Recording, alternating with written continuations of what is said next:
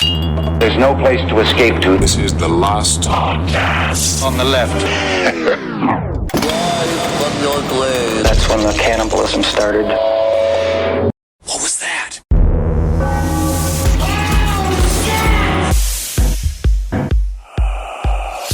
You know what was a really fun side effect of the Talking Mongoose episodes was that? I mean, I talked about it a little bit on the show, was like watching mongoose, like, battles. Yeah. Which is really of course, fun. yeah. But I started thinking.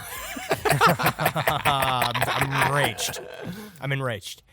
But I started thinking about, like, how much more fun tiny animal fights are than big animal fights. Sure. Like, I like seeing, like, I was watching this video of a hippo rip apart a bunch of antelopes. Yeah. Right? That was cool. Yeah. But I kind of imagine, I feel like they get tuckered out.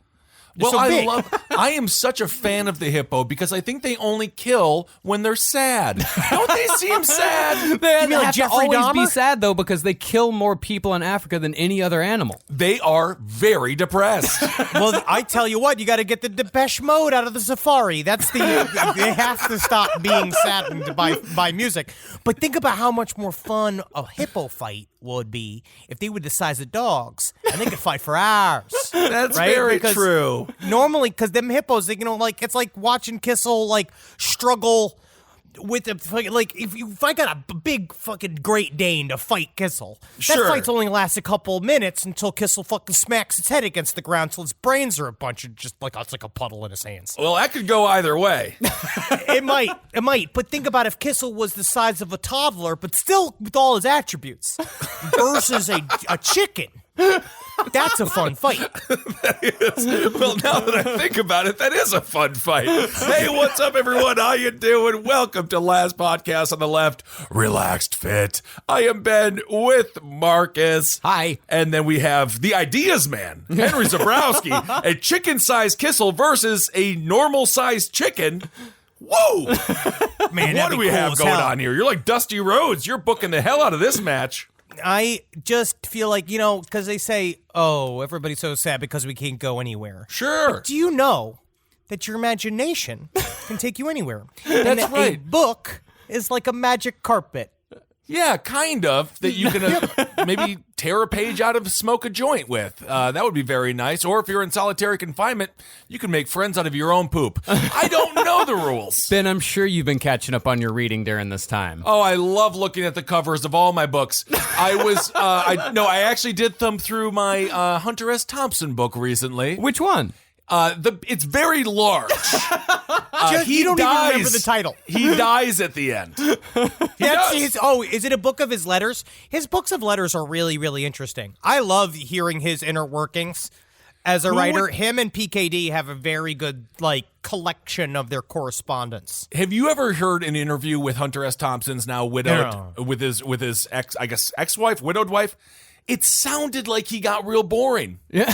Because all he did was take acid, but he did it alone. And then he constantly was like, I'm working on my memoirs. I'm working on my next big book. And then it was worse than The Shining because he didn't even write a sentence. He just stared out the window and licked his own guns. He was felled by constant pain. He was in constant pain, and he could not get his shit together towards the end.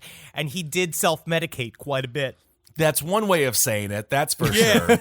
Yeah, he self-medicated. He went in there. And yeah, he did. It shows that, unfortunately, I knew a lot of kids like that in high school. Yeah. That when they started really getting into acid and mushrooms, and then they just did a life's worth in a semester. Right. And at first, they're super interesting. Right? At first, they sound like they really got shit together and stuff. Now one of them works at a gas station. And he can't, and I'm fine with the gas station worker if he was a philosophical gas station worker. Sure. But he is essentially a pump. Actually, if you're a gas station worker, I think you're the front lines of your town. You're the hello guy. You are technically like the town, not crier, ambassador. You're the ambassador. Yeah. You're the ambassador. The gas ambassador. The gassador. you look out for people. You're like the front, the area where you can go and see people. 'Cause a lot of times, especially when you do a lot of highway driving, there's that first gas station before you get into a town. That's the guy who's seeing who's the new strangers coming to town. And then he can ring the troubadour bell, and the guy comes and writes a quick song about the fucking. I know how little towns work. He comes and he writes his little song about the new guy that's in town. Then he goes and he tells the police, and they go and they fucking kill that guy. Well, it depends on the person. It'd be fantastic if every small town had its own Marty Robbins. He'd come in and sing its own Big Iron. Everyone's got a Big Iron. Yeah, unfortunately, he got Me Too'd, so that'll happen.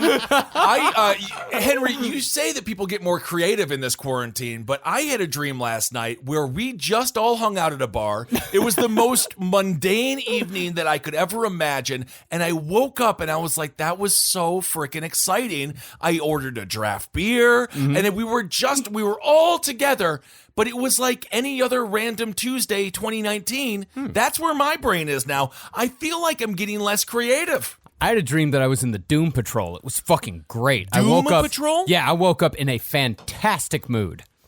Marcus has good, interesting dreams. Yeah. He was telling me last night about how, because we did a little, like, we played games next to each other on the couch, but almost silently. It's kind of nice via Zoom. And Marcus was telling me, but he talks about, like, the gray cities and the red cities of his mind that he travels to all the time, deep within his dreamscapes. Yeah. See, this is why I think all three of us, well, maybe not you, Henry, but I think Marcus, you would do the best in a coma. Yeah. Because you gotta just go places in your head. I am trying to learn, because you never know when it's gonna happen. You can get comatose, you can get shy-vote. She just fell in the shower. It can happen any time, and you have to be able to make the world in your own mind. What we need to, I feel like Terry Schiavo, if she just had like a little megaphone put up near her lips, you might have heard her like, don't fold the phone. But the fact is, we don't know. We don't have the technology yet. Yeah. We didn't then. It was early 2000s. We don't. But now we could do. Now we hear corpses screaming all the time. Absolutely. Which I really want to say thank you to our scientists, our first responder scientists, to make sure we can hear the cries of the dead as much as possible. Thank you so much for your service. I just read an article, as a matter of fact, in, what was it, American Scientific. And they were saying that they can almost tell the emotion of the person in a coma just by their brainwaves. Sometimes they're happy, sometimes they're sad. They never like to have their feet tickled, though. That's how they're supposed to wake up. That makes me want to scream. I know. The idea of being trapped inside my own body. I was joking about this with Natalie last night. I was doing, because you ever do the thing with your loved one? I think we've talked about this before, where you like pretend to be dead. Yeah. Or something just to get a rise out of them. Before, because you have some bizarre sexual fetish that you have. You guys do corpse play. There's a whole weird thing going on. It's called drills. That's what we run is drills. But last night I was lying in bed. I was doing the Stephen Hawking where it was like my eyes were open, just like, and she was like, Henry, stop it. But then I was trying to blink, and I was trying to say, this is a dry run for if I'm in a coma, it's fucking 1 blink for yes, 2 blinks for no, 3 blinks, show me your breasts. Well, I don't know if you're ever going to get to 3 blinks when she tapes your eyeballs open. Why would she ever want to know what you're thinking? Well, there's always just, who knows what kind of thoughts in there. I wish I could dream. I wonder if it's my weed ingestion. You that can't kills my dream? dreams. Yeah, it's definitely your weed ingestion. The more weed you smoke, the less dreams you have. I know that was always, when I was smoking a lot of weed, I never dreamed. But, now that I don't smoke weed anymore, like, I I got some fucking dreams. I could go into the fucking gray town and the red city and the tunnel of briars and all the places that I visit in my dreams. I have some blood on my hands if you're just judging me by my dreams. No, I know. You have said, you've dreamed horrible things. Yeah. The closest I've ever had, I had a dream recently that I was with a panel of scientists. And the panel of scientists were doing like a kiss study where they're making people that don't want to kiss and see what it does to their brain waves. Was it just the dude who works at MSG, Madison Square Garden, who runs the kiss cam, and he gets off on watching what obvious friends kiss on camera? I mean, who knows what it takes to spark that little bit of You never know. Tinder? Sometimes. You never know how much you're going to love your best friend to your kiss, which is why I'm glad we've never kissed. Not because yet. I just don't want it to ever just find out that it just makes us hard as fuck. You know what I just found out? If I was an undercover detective, I'm sent to bust the biggest pedophile ring in the history of pedophile rings. Gotcha. I'm doing kiss cams. Nothing but dudes and children. They kiss. If he goes full because Joe there's a- Biden, he's guilty. As Think about charged. this. End the game. The reaction of a stadium, right? Kiss cam, you got like, normal couples, Yay, cuts to romance. old man, little boy, and he sees it, and he points up, he's like, oh, look, leans over, fucking French kisses this little boy. Just the silence, the stadium just going dead right now. The one FBI dude up in the fucking telecom office going like, yes, Yes, got one. Got one. Yes, I knew they were going to kiss. That is a hell of a way to bust these pedophiles. Also, a small documentary recommendation, After Truth, very good. Speaking of pedophiles, they talk about the dude who broke into Comet Pizza, and that story is very sad because he really thought there was going to be a pedophile ring. He found nothing whatsoever, obviously, and he was a bit disillusioned. So be careful what you fall into out there, folks. Don't get in the YouTube holes. Yeah. Remember, the YouTube algorithm is being given to you. Yeah. All right. Every single time you watch a video and you see all these requested videos, you're not researching. No. That is YouTube's decades of research into figuring out how to manipulate your brain. It is right. And trying to give you technically what you want, which is they're just going to keep leading you down the hole. I watched a chunk of Plandemic. Plandemic is wrong. It is entirely wrong. It has been thoroughly debunked. But I could see if you've been watching for several hours and you've been up all night, you're like, this random woman has finally cracked the fucking case here. I've been there. I've been with you. Yeah, You never know. It's like we talked about on the Flat Earth series. The guy that was, of course, he was an Iraq War veteran. He'd seen the lies behind that whole war. He'd gotten into YouTube one day and just start watching one Flat Earth video and then another and then another and then another. And since he'd been lied to by his government so many times, he thought, what the fuck else are they lying to me about? Sure. And he fell fully into the Flat Earth conspiracy, and he is now a full-on Flat Earther. Well, you tell me, why isn't Puffin rolling right now? It doesn't seem that round to me. Do I trust the books or do I trust my eyes?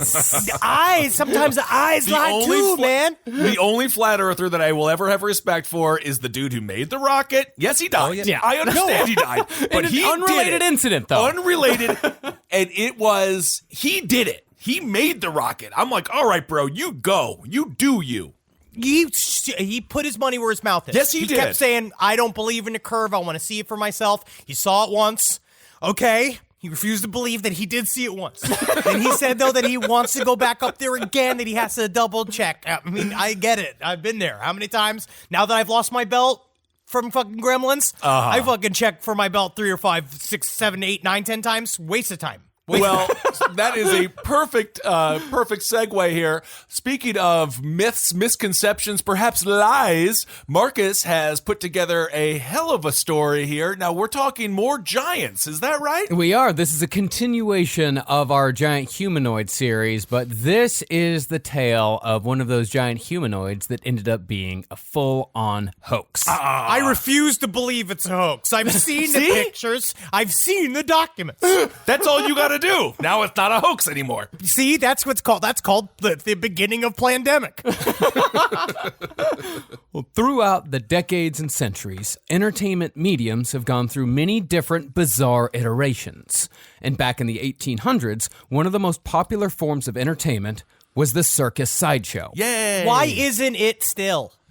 They have all these workers' rights. No, it really was television and movies. That was it? That was it. It yeah. wasn't the concern for the fat man or the little person or the woman with the beard? Absolutely not. It was actually mostly movies. Movies mostly killed like the sideshows and the circus and all that type of shit. There was just more money in the entertainment of movies. Thanks, and Charlie Chaplin. Now all of that shit moved to friggin' TLC. TLC is now a circus sideshow where they just do the drama of the unfortunate. Everybody on that channel needs a reach out. Yeah, I know it. I love looking at my 600-pound life. It is a beautiful, beautiful show in its own way.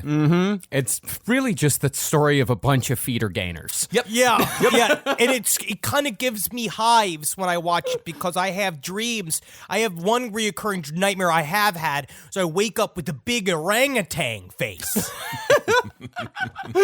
Like don't Martin you fucking Short and joke. Pure Luck. I love God it. damn it. I love it. My face swollen. Well, just like cop dramas, superheroes, and fantasy stories go in and out of vogue in the TV and movie realm, the different acts in the sideshows of yore were also subject to the ebb and flow of popularity. Back then, singing conjoined twins might have top billing one year, while the biggest acts the next season would be people with no arms playing musical instruments with their feet.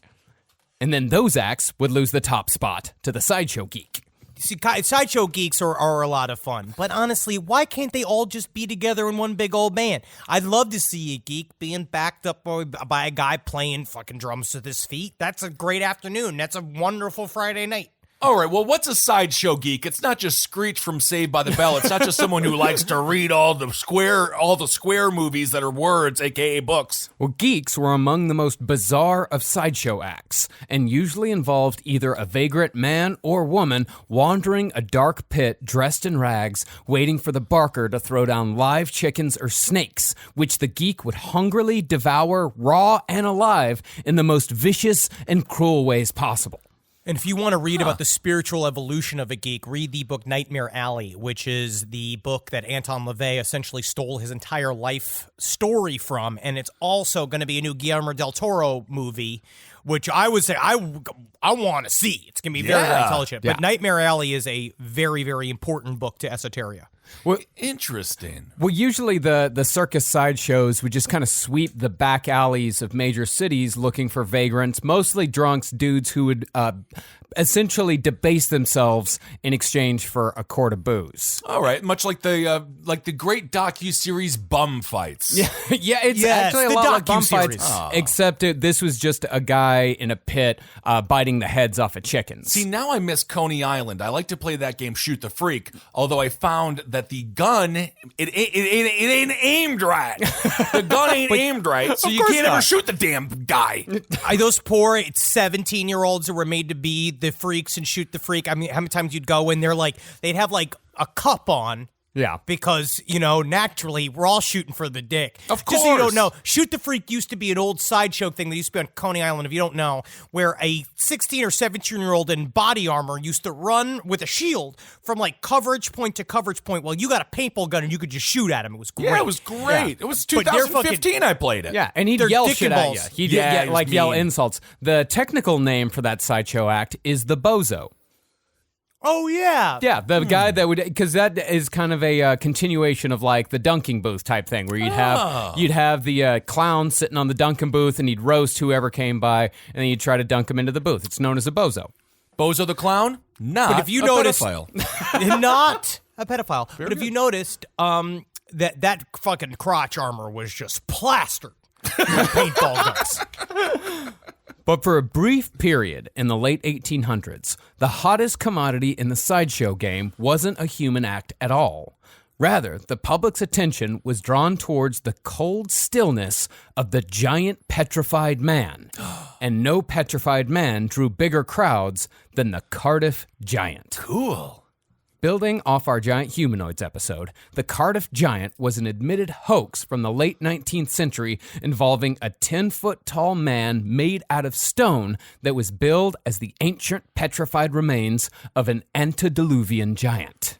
I tell you what, they didn't skimp on the dick on that thing. Definitely not. was really, I wonder if the guy who put it all together was like, and it's modeled after me. And you're like, I don't Indeed. know.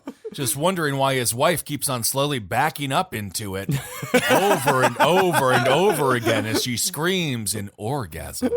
Well, hailing from Cardiff, New York, the eponymous giant was the creation of a tobacconist and militant atheist named George Hull. And Hull initially cooked up this entire scheme with no other motivation than pure spite. It's so powerful. The power of spite in the world of hoaxes is absolutely fascinating. I did a little bit of research that I'm going to save for an episode about the what's so-called surgeon's photograph from the Loch Ness Monster, the famous photo of the Loch Ness Monster popping its head out of the lake, right?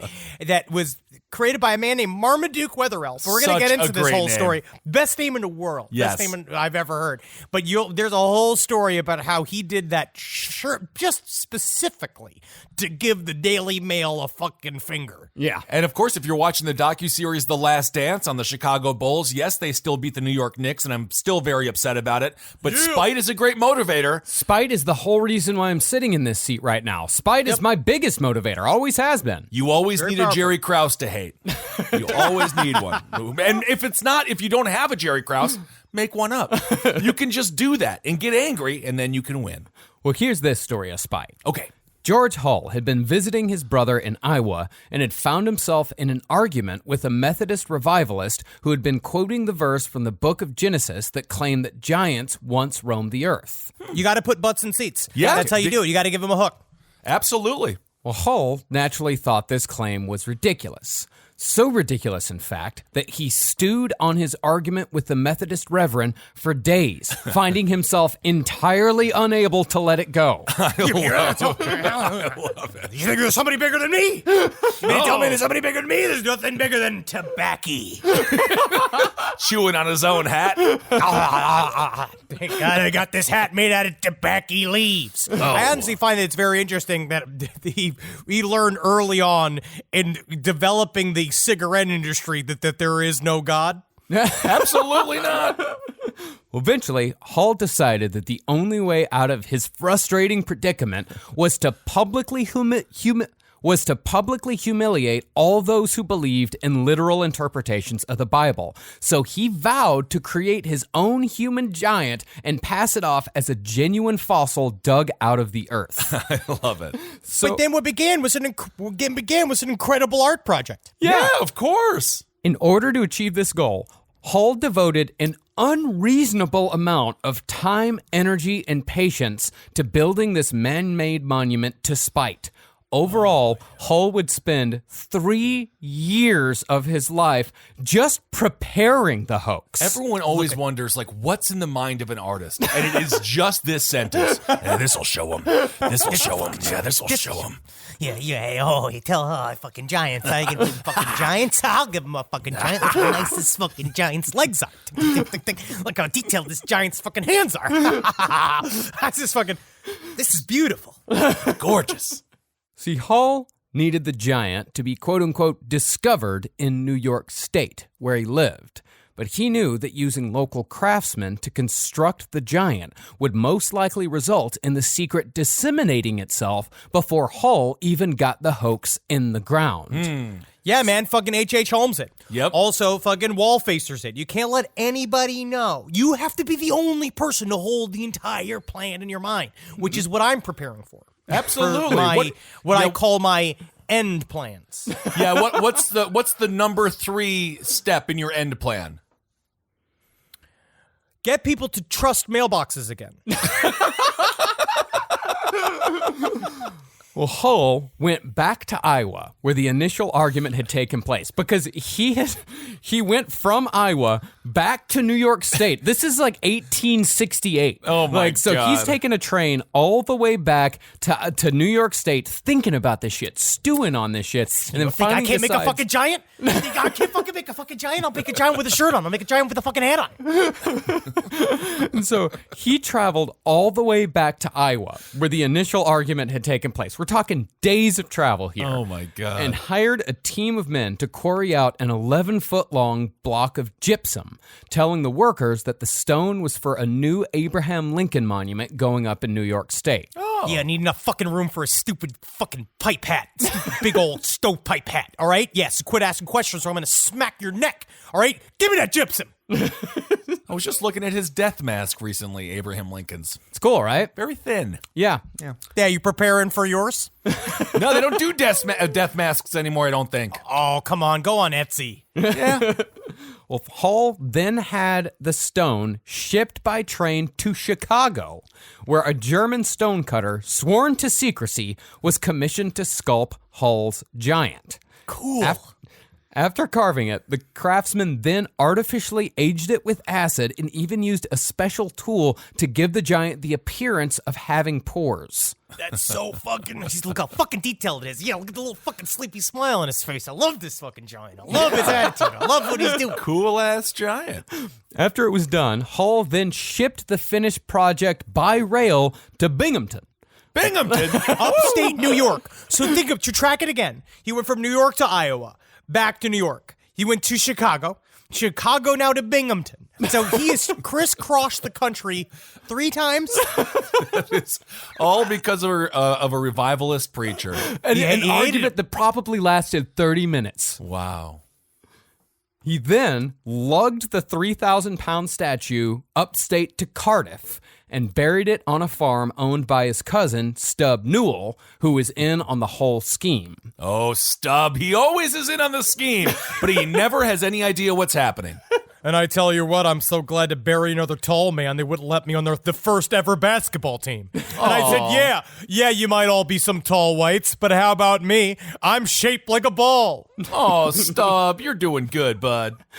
Hull then waited an entire year to let the statue settle into the ground because it had to look real. So this is what now? We're at 5 years in this master plan? We're at about, it took him about 2 years to get the whole thing made, and get the gypsum out, get the fucking thing sculpted, get it shipped back to Binghamton, and then he buried it and waited another year. I love this guy. It's the power of patience. I think that we don't have it as much. I think that people, when they talk about their amazement about the giant ancient sculptures and structures that we find, like Göbekli Tepe, like I was listening to a Coast to Coast on architectural hoaxes, stuff about like the lost tribes of Israel, about how somebody had just buried a fucking tablet with Hebrew on it in New Mexico and say, like, this shows that New Mexico actually belongs to the Jews. I mean, they could have it if they want it, but they got to show up because it turns out that's a hoax. I don't know. I'm not quite certain, but you have to have patience. I don't think we have the patience anymore to do architectural hoaxes anymore, or even giant architectural things. It takes thousands of years and artists to build something like the pyramids. Well, when the giant was deemed ripe for discovery, Hull's cousin Stub instructed 2 unwitting workers to dig a well right on the spot where the giant was buried. Sure enough, 3 feet down, the men discovered something in the shape of a foot. Cool. And once a little more dirt was cleared away, one of the workers exclaimed, "I declare, some old Indian has been buried here." Whoa! And upon further inspection, these men uncovered the 10-foot-tall statue, and of course, Stub Newell made sure to nudge the men in the direction that this was not a statue at all, but could, quite possibly, be the remains of an ancient lost race. Yeah, take a look at the fucking pores. Take a look at the fucking arms, right? See how detailed this shit is, right? Look at this fucking giant, huh? This is wild, huh? Ha! Yeah, I got one, huh? Yeah, right, there's the proof right there. Stub is also doing a great job being the narrator for Ancient Aliens. Or could it be? Very fun. If you are these guys, yes, you're sent out to dig a well. What's more boring than that? I mean, other than you love to dig your holes. It'd be fun to kind look of at exciting. the architecture of digging it and how to keep it from collapsing and all that. See, look Those at this. guys, that's a gift for those guys. How excited would we all be, even if it's fake? Yeah. You get to believe that it's real for a little while. Mm-hmm. They think that they just found the biggest archaeological thing since the Ark. Yeah. No, I always feel bad for those. I always feel bad for the recently fooled because I get it. I want it all to be real too. I want the giants to be real. You're just like a little toddler compared to the real fucking giants, Kissel. I want a real one. I want one protecting my home. I want one going to the grocery store for me, and I want one destroying my enemies for me. And it makes me mad that I can't get one. So I understand where these people are come from. That kind of heartbreak. Mm-hmm. See, if you would have just said that in your audition for Dr. Robotnik, you would have beat out Jim Carrey, who was too thin to play the role. Way too thin. Well, considering how giant bones were being discovered all over the country during this time, remember we talked all about it in our Giant Humanoids episode, and since the general public didn't really understand science all that well, it wasn't much of a stretch to think that a giant could have quite possibly found itself petrified whole. You know, I mean, if giants are already real, then what's the extra step of believing and they also turn into perfectly stone replicas of their own bodies when they die? Sure. Well, you had petrified wood. Everyone knew that petrified wood existed by this time. So it's one of those things where you can make the logical just like, well, if an organic material such as wood can be turned to stone, then possibly organic material such as flesh could possibly also be turned into stone. Sounds reasonable to me, and I'm just a guy in a random-ass bar. I absolutely love this discussion. And Brenda, will you bend over forth to show us your nethers once more? What a wonderful day. Yeah, you want to see my petrified butthole? Brenda, you have changed since the war. Yeah, I lost my butthole in the war. Got shot off by a sniper about 400 miles away, about 400 yards away. Now, by the time the workers suitably spread the word amongst the locals, Stub Newell had already set up a tent and was soon charging 50 cents per person to view the so-called ancient humanoid. Damn, pricey ticket. 1869, that's a pretty pricey ticket. Well, he started off charging 25 cents, but so many people came on the first 2 days that he doubled the price. Damn. Now, the scientific community immediately recognized it as a statue, and not a very good one at that. Oh. Who's listening to these so-called scientists? But George Hull didn't care about fooling the scientific community. He could give less of a fuck. His only goal was fooling the clergy. And in this goal, George Hull was absolutely successful. The pastor of the largest church in Syracuse visited the Cardiff giant and fell for the scam completely and wondered aloud if perhaps this was one of the giants mentioned in Scripture. And you could see that moment, right? Where he's sitting there and he's just like, this is one of the giants. Yes, finally proof. And there's Hall like, yeah, is it? Yeah. Is it? Like so ready. He's like, what is he going to finally be in like, fooled you, like from Spaceballs. So it's just a long episode of Punk'd with Ashton Kutcher. What do you think? What a I'm guy. gonna fucking gotcha, you fucking bitch. But by this point, Hull's spite had been overtaken by the vast amount of coin earned from the attraction. Hey, all right. So instead of revealing it all as a hoax, he just sort of let it ride for as long as he could. It's not up to him to make people he can't decide what people are going to think. Yeah. He just buried a statue, called it a giant. But it also shows how, like, something just out of spite, his side hustle, a whole other side of thing, it turned into his main gig. Yeah. Just by fucking, he built the special. He didn't understand at the time. I just joined the tourism industry. He did. Up until then, he was trying to do some big art thing, but that's what happens. Sometimes you just make money on accident. You put it right by the world's largest ball of yarn. You put it right by the huge cheese wheel. Yep. I mean, people love big things. There's that big needle and thread over there in downtown Manhattan that people like to take pictures by. Or in the fashion district. Sure. But this is also one of those precarious things where, like, well, is George Hull a sellout? Is he a shill for Big Giant? Maybe. I mean, there will be some people who think that Sure. because George Hull strayed from his original path of poning the clergy, because he decided to make money instead, yes, there will be some in the atheist community that will call him a sellout. But I'd say fucking go for it, George. Yeah. This is like fucking Green Day made that musical. Aw. It's not about selling out. It's about buying in, okay? I've been watching a lot of Shark Tank. Now, Stub Newell was not as good at keeping a secret as George Hull was. Yeah, that'll happen. Yep, and it wasn't long before Stub started letting the story slip to friends and neighbors. He was just Stub. too good of a secret. But the thing is, the Stub. joy is in the secret. Yeah. This is what Stub didn't realize how much leverage he just gave away with that information. That's why sometimes as a business owner, like nowadays we have fucking NDAs, but at the time they used to fucking get degree shoots going. Remember H.H. Holmes? Sometimes you gotta X out some of these loose ends if you want to have a good old-fashioned petrified giant fucking industry cornered. If you want that shit, you gotta lock up. So you're saying he should have shot Stub the way that the cousin of what was the tall guy of Mice and Men? Lenny? Lenny was shot. Those bastards. He deserved it. He did not deserve it. No, He was killed given that free woman. massages. He did not kill that woman. He killed that poor girl. He did not kill that woman. The massage killed that woman. It happened to be attached to his hands. Interesting. You could have been a defense attorney if you could learn. You would be an incredible defense attorney. I took law classes in college. Not guilty, I would say. I'm not saying he should have killed Stuck, but he definitely could have killed Push him over. He can't get up. Oh, my belly's bigger than my feet. Oh, man, I'm going to starve here. Man, oh, no. Before the cat was completely out of the bag, Hull cashed out and sold the giant to a syndicate of businessmen. Woo. Fucking woo.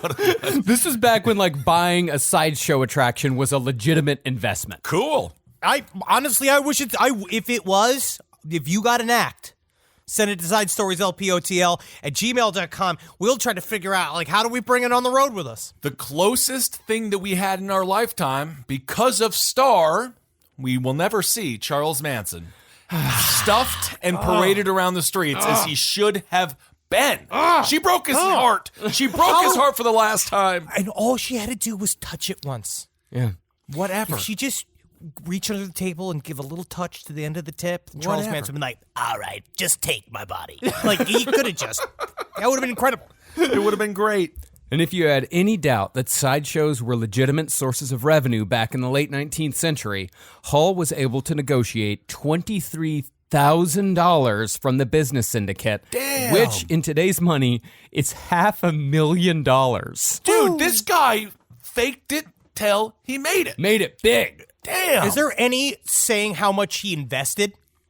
I don't know how much he invested, but I would imagine maybe $2,000 or $3,000. It would have to be it must be a pricey ticket at that point. Well, I mean, How much is he had to gypsum? buy the big block of gypsum. He And had travel. Yeah. Yeah. And the man hours?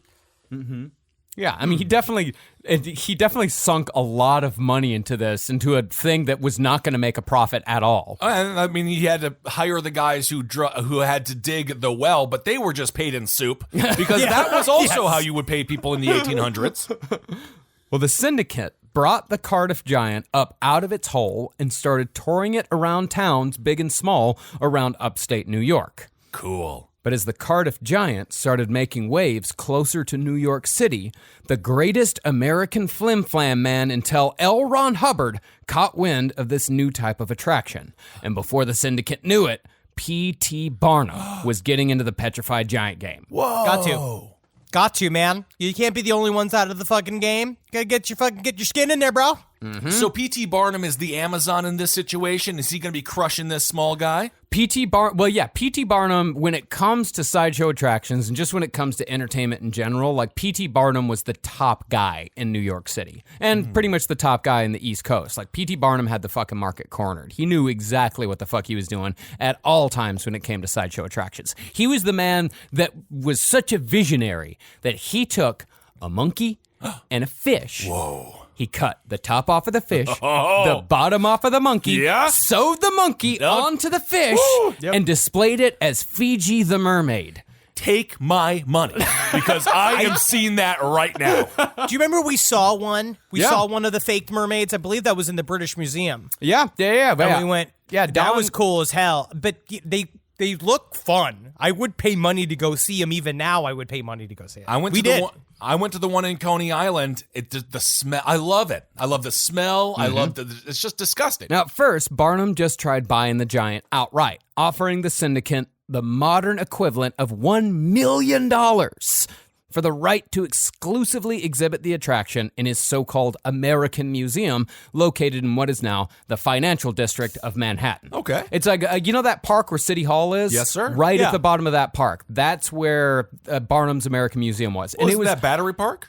No, it's not. It's a little bit west of Battery, or Okay. it's a little bit east of Battery Park. Let's get into more locations of Manhattan, shall we? I miss it. I miss going to Manhattan. I do. Yeah, you get down there on the R train, right? You could take the L over to Union Square. You take the R down, right? You could do one of those. You could take a Q down, I guess. No, you're going to want to do the 4-5. That's your express. Don't get stuck on the 6. That's your local. But no, best way to do it, take the L to 14th Street, take the 5 down to Brooklyn Bridge, and you get a nice walk right past City Hall. It's a nice real view. So you think she's going to come back to me, or do you think, like, I don't know, anyway. Nah, dude, she's dead, dude. Oh, all right. Well, the American Museum was a fucking wonderful place. It's one of those places where if I could time travel and go to like one location, the American Museum would be on the list. It was like just a complex of entertainment for the time. Awesome.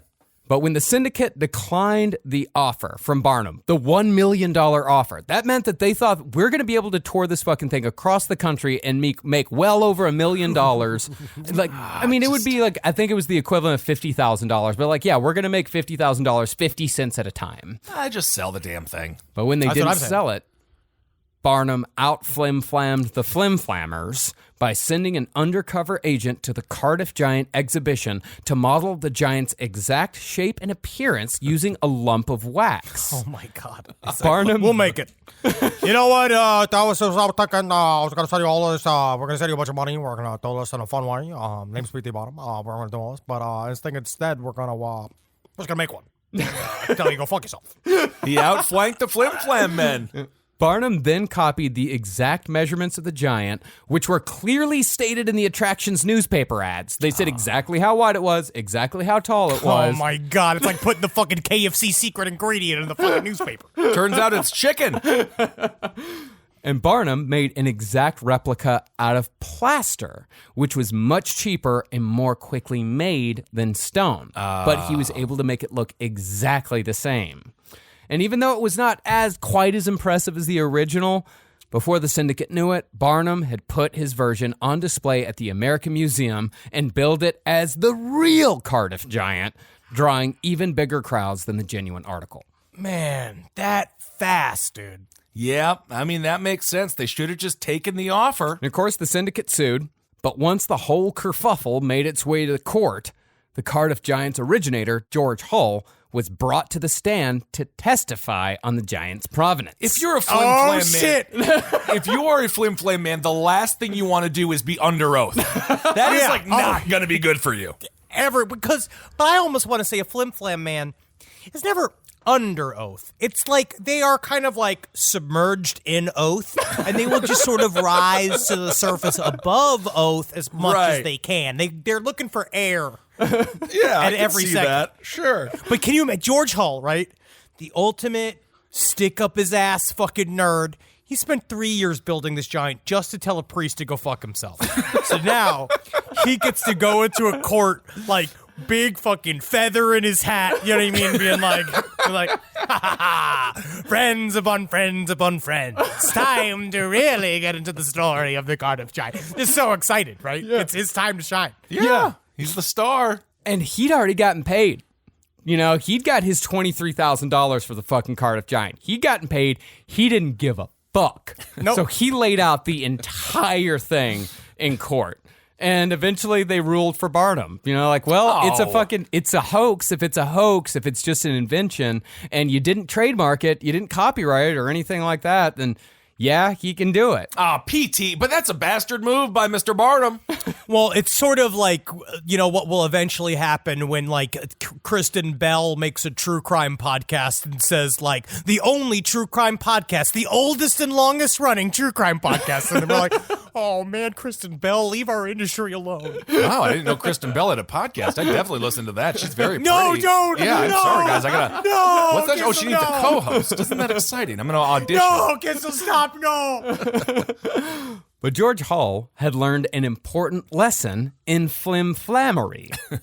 Instead of returning to the tobacco business, Hull traveled out west to find a whole new group of rubes who hadn't heard about the whole Cardiff Giant hoax. This is when you could just move and you could leave all your problems. You could actually do that at some point in this world. I mean, we could do it now, but Where? the only places we can go to. I mean, Jakarta? Jakarta, Haiti, you know? Maybe Haiti. We could go to Madagascar. You could go to there's not a lot of people asking a heck of a lot of questions in Iran right now if you can get over there. You can just kind of get over there and be like, hey guys, I'm here. Name's true. Ronald McDonald. Wow.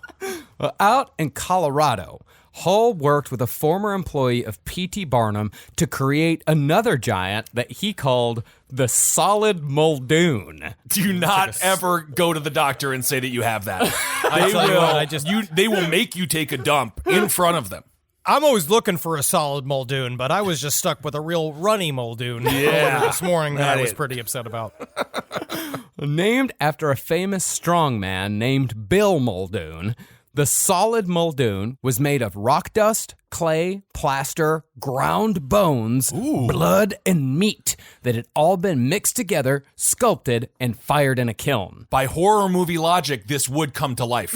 Yes. That's cool. Like making a fucking golem. That's awesome. It's the golem, right? All you need, I think it's like blood and cum and a rabbi, and now you have a rock slave. That's pretty awesome. Then, probably going off the advice of the former Barnum employee, Hull added a small bit of flair and gave the Solid Muldoon a tail. Oh, okay. That's an interesting... You don't really think of giants with tails too often, but all right. Well, apparently Hull was like a big reader of Charles Darwin, so he was getting into the whole evolution thing at the time. So he was thinking like, perhaps, like using some scientific flammery, like perhaps the men in the olden times had evolved from a different beast which had a tail and was of giant stature and size. And with any luck, they could just pretend as if it's tucked its penis between its legs and it's making itself a vagina in the front and giving itself a dick tail. I'm a pretty lady. You are a pretty lady. Oh my God, come here, you giant Muldoon. My wife has asked me to stop building giants because I keep falling desperately in love with them. That's creative thinking, though. Yeah. It really is. Like, Would that be cheating? Do you think it would be cheating? A bit of a side note, but if someone fell in love with like their real sex doll, like, do you think that might break up a marriage? I guess. Could you fall in love with a statue?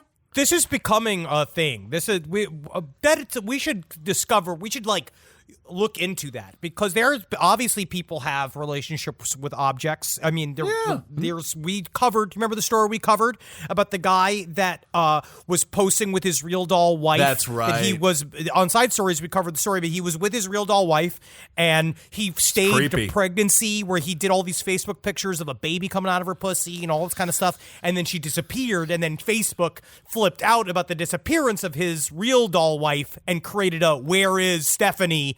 like looking for her, like true crime style. You know, let's dig up the location of this woman, like Shelley Miskovich. Not to be too producer of Maury Povich here, but if you are or you know someone who has left their husband or wife because of a real doll or statue, sidestorieslpotl@gmail.com. Let us know. We've had this conversation in our household. I am not allowed to have sex with a robot or a real doll of any What kind. about the fleshlight? The fleshlight's fine. Well, this is the thing. In my mind, is it better to have something that has no body, right? Because I think that's where Marcus is angling towards. Right. That has no breasts and no butt and no legs, right? So you're not having sex with a full-on fake woman. But if you just have a machine that sucks your dick, that's not cheating. It sounds like that's off the table for the Parks household. Yeah, because it's a sex robot. If the machine, as long as I'm doing most of the work here, and as long as it doesn't have a face, totally on board. Well, what is Carolina? Is she Amish or something? Well, the whole thing about the Solid Muldoon all came crashing down after a disgruntled insider blew the whistle on Hull. And Hull got out of the petrified giant business forever. But perhaps not so surprisingly, the success of the Cardiff Giant and of the Solid Muldoon inspired nearly a dozen more petrified giant discoveries. They're everywhere. I'm going to say the word hookers in the trunk of the movie Dirty Work. Where are all these dead hookers doing on these trucks? There's hookers in every one of these trunks. Whoa, look at all these giants. Who would have known? I love Dirty Work. That movie is so funny. Classic. And this is even after Hull publicly admitted that both of them were hoaxes. But a year after the solid Muldoon, a hotel owner at Lake Cuyahoga back in New York was able to pull the same scam until one of the guys who helped bury it let the secret slip while he was drunk at the bar one night. God. Gotta have your guys keep quiet, man. They have to keep quiet. I just don't understand how they don't realize the money is in the secret. You blow the secret, you just cost yourself your entire living. I wonder if there's just a way to, like, I mean, you can't trust anybody. You don't know what anybody's going to do. But, I mean, you know, it's like you got to get information on them. There is a way, Henry. 3 men can share a secret if 2 of them are dead. Yeah! Well, that's just one. That's just one man. And then that one guy gets hammered at the bar and tells everyone. Well, you just never tell anybody the secret. I really do believe that. I think that if you're the head of the scam, you hold the burden of being the only one with the full line of knowledge, and you keep everybody in your life at arm's length until the scam is over.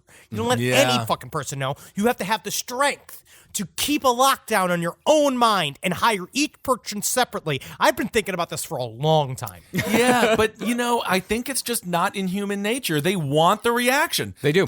People need to feel as if they've pulled something over on someone. And you're only going to know that if you tell a few people. Yeah. Occult teachings show us how people are always thirsty for that which is behind the veil. The idea that there is, in like the esoteric schools, they talk about how there is one layer of learning, which is taking information you get as face value. But then there's always deeper and deeper levels where you look at it and be like, what is it?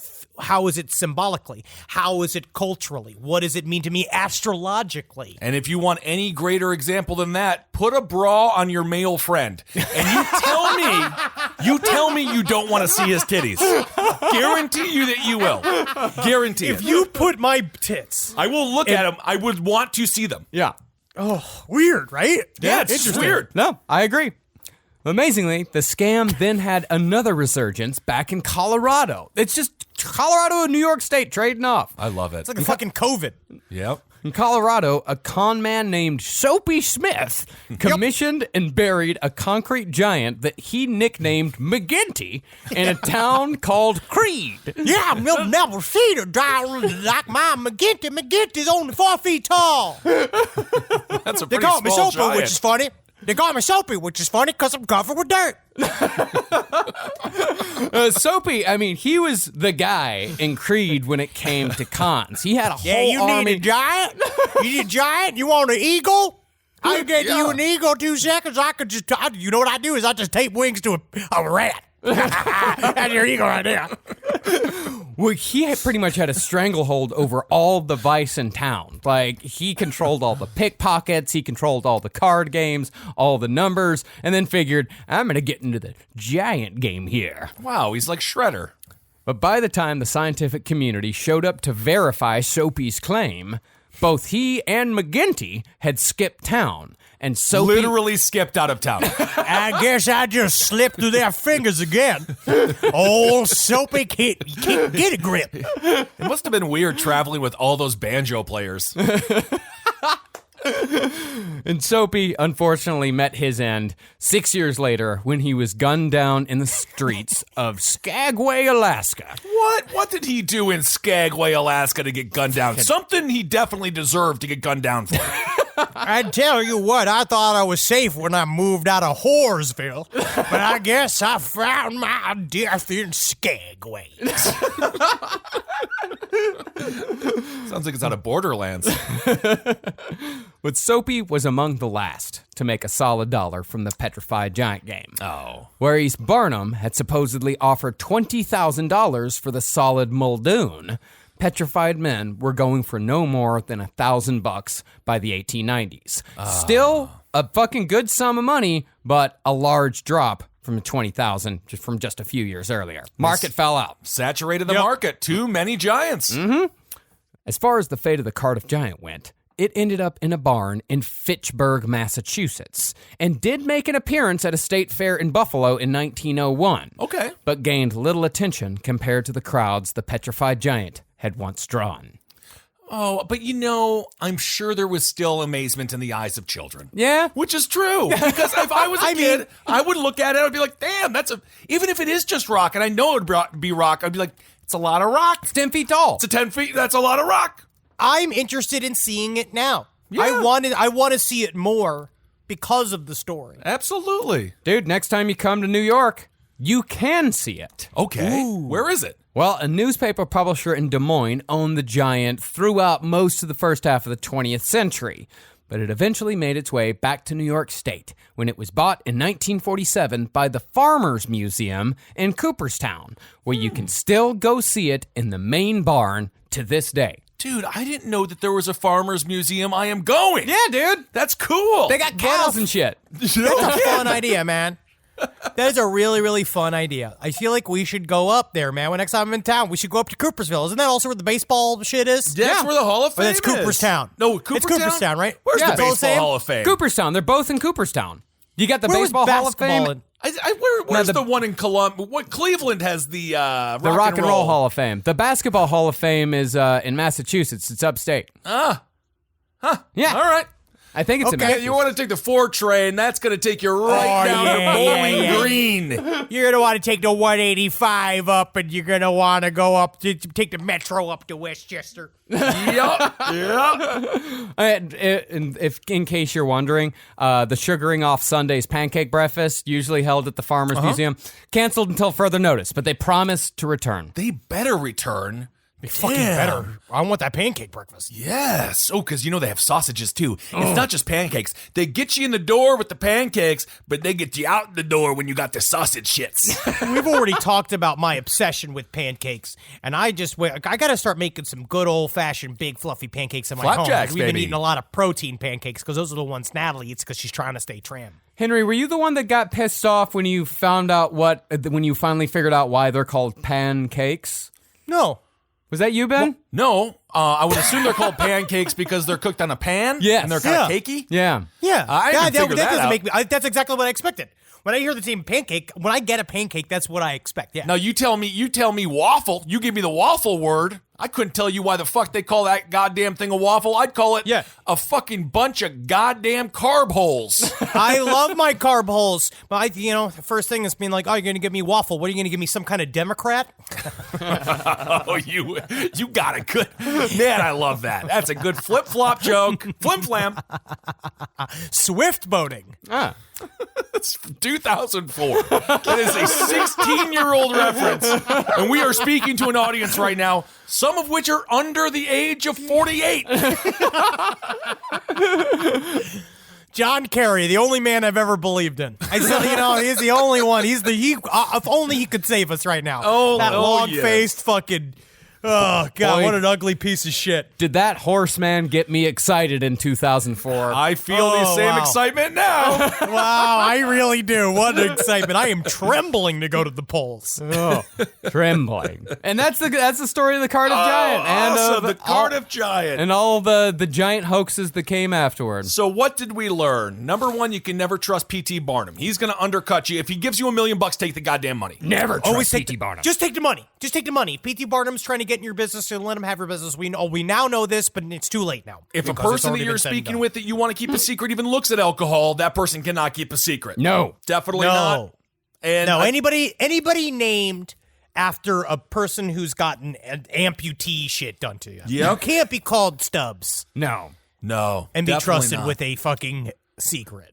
I think the most important lesson here is that spite is the best motivator in the universe. That's entirely possible. Very true. I miss this time. I miss this time though, this time period where the imagination really was going wild in America. Yeah. There were like people were the only reason this worked is because people were right there thinking giants might be real. Yep. And all they needed was just a rock monster to prove it. Mm-hmm. Yeah, our imagination is going wild, but it's getting people outside of cell phone tower. It's getting people outside of cell phone towers shot because they think the 5G bullshit's giving us all the super flu. Yep. So that's where the imagination is going. Where I'd much rather it go back into building fake giants. I agree. Let's stage some Mothman sightings. Let's stage some giant pterosaur sightings. I think that would be a lot of fun. Yep. These are the type of things that gets the creative juices of our country going and, inspires people to look to the sky. You know what I'm going to say right now? put chicken feathers on a pig, you got a chicken pig. Now, if you tell me behind this curtain is a chicken pig, $5, chicken pig, What? you have $15 coming, my friend, because I'm going What 3 fucking a- times. What a sweet and simple world we'd be in if Kissel was our creator god. Yep, It would chicken just be pig. women would have beer in their breasts and in their uteruses. Men would have beer in their cocks. I don't know if I would want a baby marinating in beer while in the womb. It might not create the greatest. Nick Nolte's doing great. Yeah, that's true. All right, well, there it is, the Cardiff Giant, a good extension from our Giant Humanoid series. Thank you, Mr. Parks, Of course. for bringing that story to all of our attention. And it gives us all hope. If you're a small business person out there and you have no idea what you want to do, make something up. People will pay for it. Yep, So. that's what we did. That's what we did. That's what just happens. But so, guys, go out there. And speaking of that, check out lastpodcastlive.com. Check out our live show. It's a fun romp. I miss performing live. Can't fucking wait to do it again. Oh, yeah. You guys have been sending all these pictures of Kissel of us performing on stage. It's been so nice to see them again. I miss it so bad. But check out lastpodcastlive.com. Check out lastpodcastmerch.com. We got all new merch. We're fielding your requests. If you got any ideas for more merch, we're trying to get more grinders in there. Heard that already. Check it out. 6.66% of all proceeds goes to One Fair Wage. We're just giving our first I think we just gave them $15K. I think we're still doing it. So just absolutely. do it. Do it. Absolutely. Keep on supporting all the shows here, too. We got No Dogs in Space for all your music inquiries. Yep. Misfits coming next week. Very cool. Abling its Top Hat Politics, Page 7 Entertainment, Kind of Fun Wrestling, Nerdy Stuff, Whizbrew. We're filling out the whole Trivial Pursuit pie here, and hopefully we have some kind of football show coming up in the very near future. Let's hope so. As a matter of fact, if you're a former football player and you're listening to this right now, I know we have a huge former football player contingency, mostly because of the CTE. They think we're very funny. Yes. Hey, hit me up. Hit me up. I'm looking for a host. Looking for a co-host. Yeah, if we got any XFL players out there. Oh, I love XFL. I love XFL. It was so much fun to watch it for that brief period. Speaking of Flim Flam, man, Vince McMahon is the P.T. Barnum of our time. Yeah. He really is. I would put him in there. Yes. But he really delivers a product, though. Yes, he does. They have giants as well. And they're real live giants. I mean, they can barely move and they die young. But they are giants. Yeah, P.T. Barnum, he produced products. What? Mirth. Mirth? Isn't Mirth that and merriment. But is mirth? Is anything more valuable than a smile? Yeah. Money. Just everything. You're right. Gold, silver. I would correct. say even breakfast cereal. Yeah. Anything that gives you anything else. I've been proved wrong. I've been proved wrong soundly. All right, everyone. And also, don't forget to, if you haven't got the last book on the left Yes. yet, you go to IndieBound and order it. And a lot of local bookstores are doing a curbside pickup right now, so be sure to support your local bookstores. And thank you, everyone, so much for the support. We've done a full fucking month now on the New York Times bestseller list. So thank you guys so much for supporting us throughout it. It's overwhelming. It means a lot for you guys to support us like this. They do not want us there. And it's just really awesome to be there. We beat Glenn Beck. He stopped buying his own books. Yep. So we have beat him. He fell off after 3 weeks of bulk buying. a whole fucking tree is now sitting in Glenn Beck's fucking garage. You can also buy his jeans for $200. So you can There's have a mom nothing butt I just want like to be. him. There's nothing I want to be is closer than to Glenn Beck's ass. All right, everyone. Thank you all so much for listening. Hope everyone is doing all right out there. Hail yourselves. Hail Satan. Again. Let's do a Magustalations. Yeah, okay, you can do one of those. Yeah, you can do it. Mail me. Constellations, yeah. Yeah, sure. Yeah. What- I mean, yeah, sure. We have no reason to not. What if we just go bury me? I mean, we might as well while we can, right? We should go bury me, tell people there's a buried giant, but I'll have a little breathing hole like Moses did with the reed, and then I'll kill them. This is, fuck yeah, dude. This just sound like your sexual fantasies, but I'll be a part of it.